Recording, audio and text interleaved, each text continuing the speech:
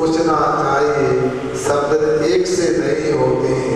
यदि पूर्णिमा होती है तो अमावस्या भी आती है, दिन होता है तो रात भी आती है, अच्छे दिन होते हैं तो खराब दिन भी होते हैं, सुख होता है तो दुख भी होता है। हम लोग तो बहुत पक्षपाती हैं, हम अच्छा चाहते, हमेशा पूर्णिमा चाहते, हमेशा दिन चाहते, हमेशा सुख चाहते। ऐसा नहीं होता। संसार में पुण्य और पाप की जोड़ी है। पुण्य पाप फलमाई हरक बिलको पदभाई, ही पुदकल पर्याय उपज सही निर्णाई। लाग बात की बात यही निश्चय और लाओ, तोड़ी सकल जगत बंधने आत्म बिहाओ। ये पुण्य कर्मों या पाप कर्मों, इनको पाकर के ना हंसो ना रो, ना सुखी अपने को मानो ना दुखी मानो। सब पुण्य पाप कर्म जो ये पुद्गल की अवस्था है, ये तो उत्पन्न होती है और नष्ट होती है। कभी पुण्य का उदय होता वो भी स्थायी नहीं होता है, पाप कर्म आता वो भी स्थायी नहीं होता है। अपने को पुण्य में भी हर्षित नहीं होना और पाप में भी दुखित नहीं होना। अपने को संसार में सब छल भंगुर मान करके दुनिया की चर्चा ना करके एक चर्चा एक बात करो, सब प्रकार के दंड बंध का त्याग करो और एक अपनी आत्मा का ध्यान करो, आत्मा का चिंतन करो, आत्म का विचार करो। वही शाश्वत है, अनादि से अनंत काल तक रहने वाला है। और इसके बाद फिर क्या होता है, आगे की घटना को सुनने के लिए पुनः 24 घंटे की प्रतीक्षा कीजिए। अब क्रम प्राप्त होता है प्रश्न स्वाध्याय के लिए। कृष्ण अपनी जिज्ञासा को यह समाधान करने का प्रयास किया जाए। मैं ये जानना चाहता हूँ इस संयम के जो भाव आते हैं ये कैसे आते हैं।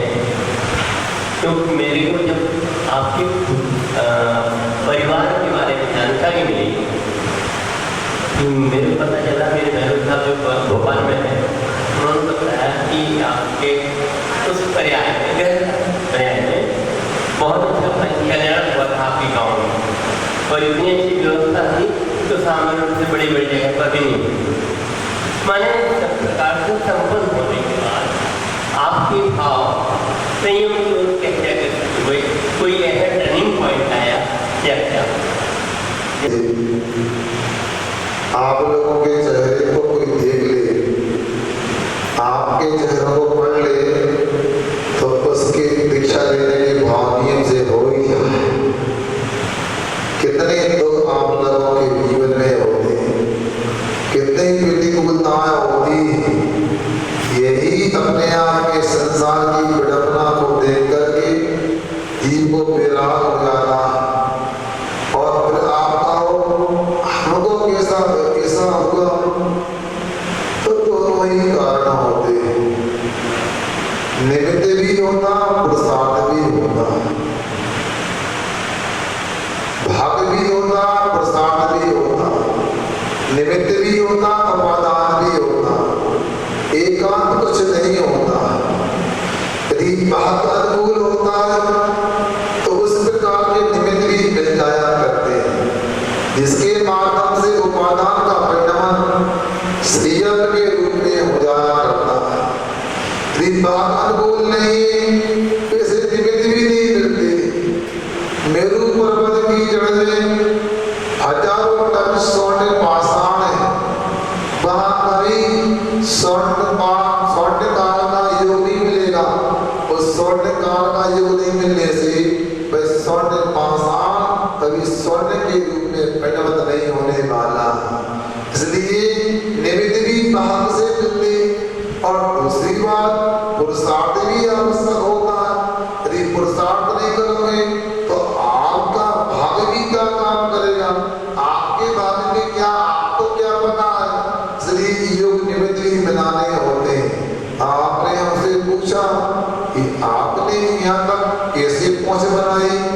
ज्ञातक कैसे आए तो हम आपसे कहना चाहते, देखो कोई ऐसी बात भी नहीं थी इस पर्याय में, कोई बहुत आध्यात्मिकता भी नहीं थी, मगर बहुत बड़े धर्मात्मा भी नहीं थे। कभी रात में भोजन त्याग भी करते थे, कभी खाने भी लगते थे, कभी मंदिर में अभिषेक पूजन भी करते थे और कभी बिना मंत्र के भी खाना होता था।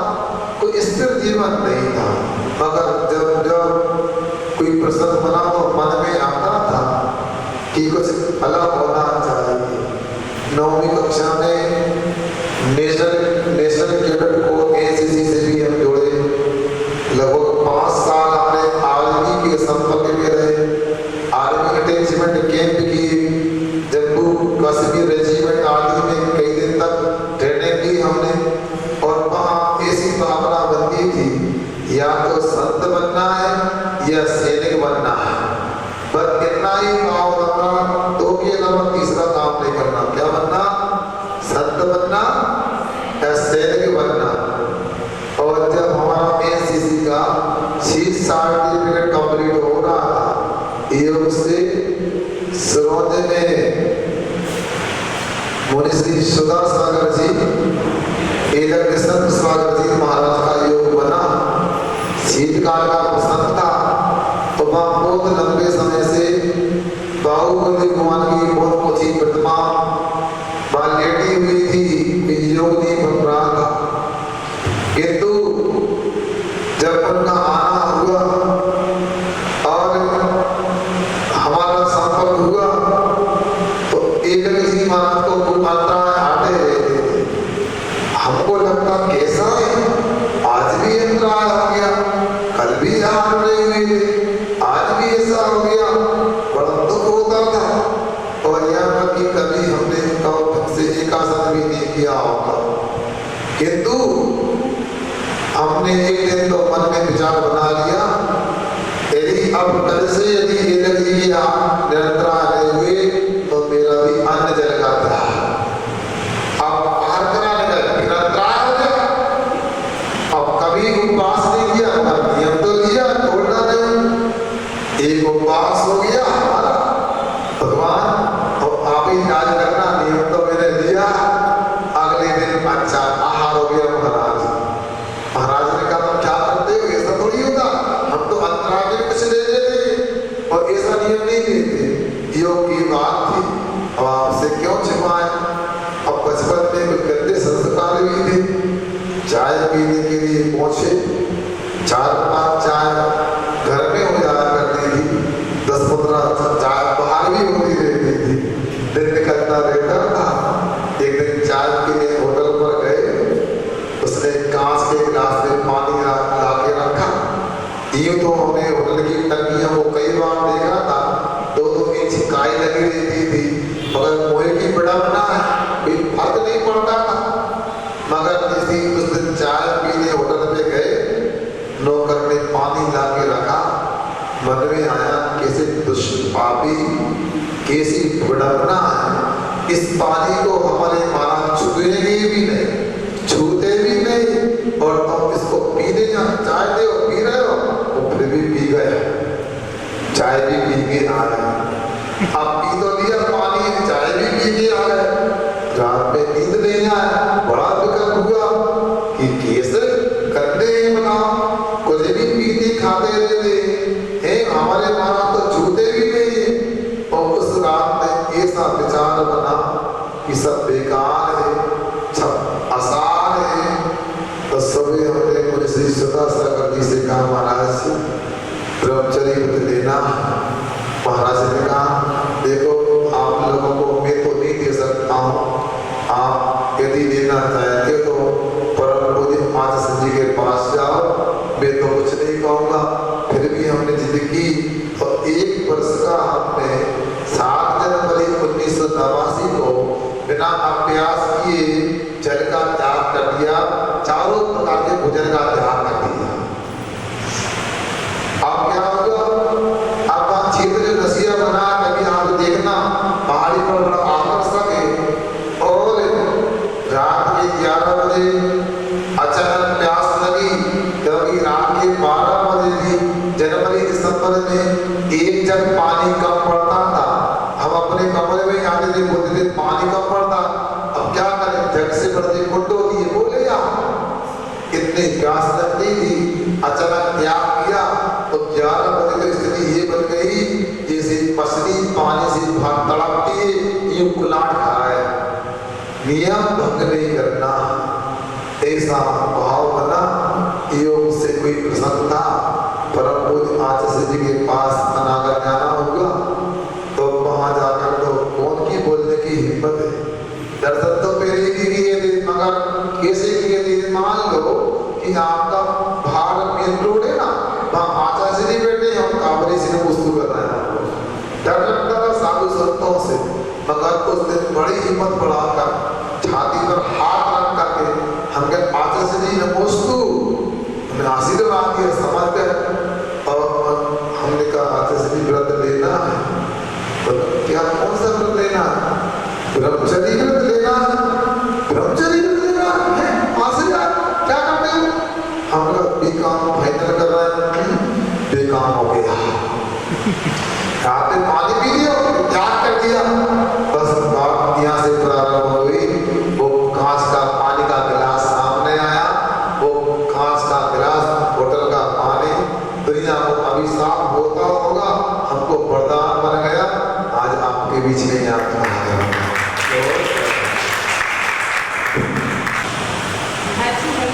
जानना चाहती हूँ कि द्रव्य और भाव मतलब कैसे होते हैं, वो मतलब कहाँ कैसे, और मतलब उनको वो द्रव्य की खाने की दोनों होते हैं या और की खाते हैं, करना करना तो कुछ है नहीं, बातें करना आता। आज भी मैं देख रहा था पूरी समाज रैली में एक व्यक्ति निकल के ऊपर से नहीं आया, जिसको लोग बड़े सम्मान से महाराज भी कहते होंगे, जिसके लिए कोई विद्वान मानते होंगे, वो व्यक्ति नहीं आया। ऐसे व्यक्तियों के द्वारा द्रव्य लेंगी भाव लेंगी। मेरे पास काटा बना से आवाज भी आई, कुछ लोगों का कहना है, कतिपय लोगों का, कि हम पत्थर को तो भगवान मानते नहीं और मुनि महाराज को इसलिए नहीं मानते, पंचम काल में द्रव्यलिंगी मुनि होते, भावलिंगी नहीं होते। ऐसी ध्वनि मेरे कान में आई और आपने योग से प्रश्न किया तो मैं स्पष्ट कर देता हूँ। आपको पहले मैं ये कहना चाहता हूँ, आगम सिद्धांत में बात यह है, यदि वाहन से हमने मुनि मुद्रा को धारण किया है और 28 मूलगुणों को धारण किया है, 5 महाव्रत, 5 समिति, 5 विधि विजय, 6 आवश्यक और 7 शेष, ये 28 मूलगुणों को धारण किया है। अब इनके साथ में अंतर में अनंतानुबंधी क्रोध मान माया लो, अप्रत्याक्रमण क्रोध मान माया लो और प्रत्याक्रमण क्रोध मान माया लो।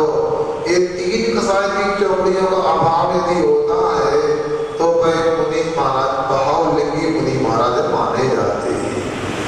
अब ये नहीं समझना, यदि मान लो 3 कसाय कोई भी कसाय हो तो भावलिंगी ही माने जाएंगे, द्रव्यलिंगी नहीं माने जाएंगे। उदाहरण देता हूँ आपके लिए मैं कि आप लोग जेब में रुपया वगैरह तो रख के लाए होंगे, अपना रुपया निकाल के देखो, उसमें लिखा होगा मैं धारक 500 रुपये का नोट है, उसमें लिखा होगा मैं धारक को 500 रुपये अदा करने का वचन देता हूँ। इसका मतलब क्या हुआ, 1 रुपया है ना, वो क्या दे दिया, ये तो एक वैसी चिट्ठी है, 500 रुपया नहीं है, 500 रुपये का संकेत माल कागज पर है। 500 रुपये तो कहाँ है, जो खजाने में आज भी आई, रिजर्व बैंक ऑफ इंडिया के खजाने में सोना रखा है, धरोहर रखी, वो 500 रुपया है, अर्थात 500 रुपया का नोट है और खजाने में उस 500 रुपये के छाप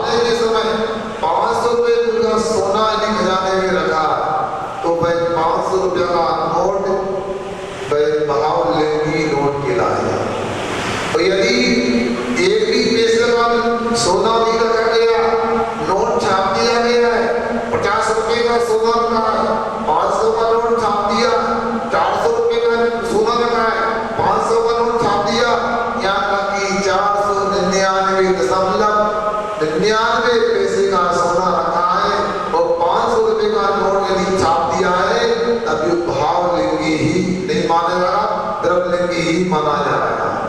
जब 500 रुपए का नोट छापने के पीछे 500 रुपए का यदि सोना रखा जाता है तो वह भाव लिंगी रुपया माना जाता है। समझ में आया नहीं है?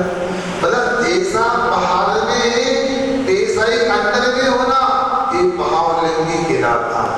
और अंदर में अलग होना, बाहर में अलग होना, ये द्रव्य लिंगी की पहचान है। सीधा सीधा कहें अंदर में मुनि के भाव है और बाहर से मुनि है तो भाव लिंगी, और अंदर में मुनि जैसे भाव नहीं है, शराबा के भाव है, देश संयम के भाव है, सभ्य दृष्टि के भाव है, असंयमी के भाव है, मित्र दृष्टि के भाव है, बाहर से कोई मुनि होता है तो द्रव्य लिंगी होता है। सुनो, ये बात तो स्पष्ट हो गई कि नहीं? हो गई, समझ में आ गई ना? अब एक बात और बता दे रहा हूं आपको। एक द्रव्य लिंगी और भाव लिंगी एक छत्रमस्त की पकड़ में नहीं आता। आप लोग हमें नमोस्तु करते हो, आप हमारी नंदा भक्ति करते हो, हमारी पूजन करते हो, ये आपके लिए अंदर की परिणति को देखकर नहीं करना, क्योंकि नमस्तु पूजन आदि जो होती है ये चन्नानियों की पद्धति है। तो चन्नानियों से देख करके मुनि महाराज को पहचान करके नमोस्तु आदि की क्रिया होती है। चन्नानी योग के अनुसार ही पूजन पूजक भाव होता है, बंद बंधक भाव होता है। इसलिए आप लोगों को जहाँ जिसे पिछी का मंडल शास्त्र वाले मुनि महाराज ने यदि आपको 28 मूल गुण दिखते हैं, अहिंसा धर्म दिखता है, इत्यादि समिति दिखती है, तो आपको भाव लिंगी मान करके ही नमोस्तु आदि व्यवहार करना चाहिए। इसके अलावा कोई भी व्यवस्था नहीं है। अब जो लोग कहते हैं पंचम काल में मुनि नहीं है, उनका ज्ञान जीरो है, उनको कुछ नहीं आता। उनको त्रिलोक पंडित आदि पढ़ के देखना चाहिए क्या लिखा है। पंचम काल के अंदर भाव लिंगी सच्चे मुनि आदि का श्रावक श्राविका रहेंगे। ये आगम वाक्य जन्मानी के शब्द मिला लेना। आप लोग कितना गुमराह लोगों को किया जाता, कैसे फुसलाया जाता, ये क्या आपको सोचना। और जहां मैं आता हूं मैंने देखा वहां तो लोग पहुंच जाते, मैं तो कभी कोई बात नहीं करना चाहता हूं, बड़का हो गया वहां पहुंच गए। अब सोचो क्या है, एक गाड़ा वाला गया वहां पहुंच गए, सिलवाने गया, ऐसे पहुंचने से क्या कोई किले बंदी की बाड़ा बांध दीजिएगा, कोई नेताओं का राजनीति का सरकार बनाने गिराने का काम है क्या? मगर आपको मैं बार बार कहता हूं, ना उनकी बात मानो ना मेरी बात मानो, आप तो जनमाणी की बात मानो, जनमाणी पढ़ना सीखो और समझो कि क्या द्रव्य लिंगी होते और क्या भाव लिंगी होते, क्या देवता होते, क्या पंच परमेश्वरी होते और क्या चित प्रतिमा चिन्हालय होते। आप लोगों को स्वयं समझना है। किराए की बुद्धि से मोक्ष मार्ग नहीं बनता है, अपनी स्वयं की बुद्धि से आत्मज्ञान से मोक्ष मार्ग बनता है। समय ज्यादा हो रहा है, आप लोग समय से आए तो अच्छा लगता, बहुत विलंब होता है आप लोगों का आने में, इसलिए मेरा प्रश्न है कि मायाचारी जो होते हैं हमें आपके सामने, तो उसके भाव करने के बाद हम किस गति या किस उसमें भाव में जाते हैं? 2 लाइन में आप बताएं। अब देखो विकास भी आपको 2 शब्दों में उत्तर देते हैं। ब्रह्मा स्वामी की माया त्रयी होना चाहिए। माया आचारी करने से त्रय का आश्रम बंद होता है। ज्यादा विस्तार से समय आ गया तो अपने का प्रयास करेंगे। अहिंसा तपोधर्म की निर्माण के ध्यान से सूर्य लोग सोमानी वस्त्र सदा देव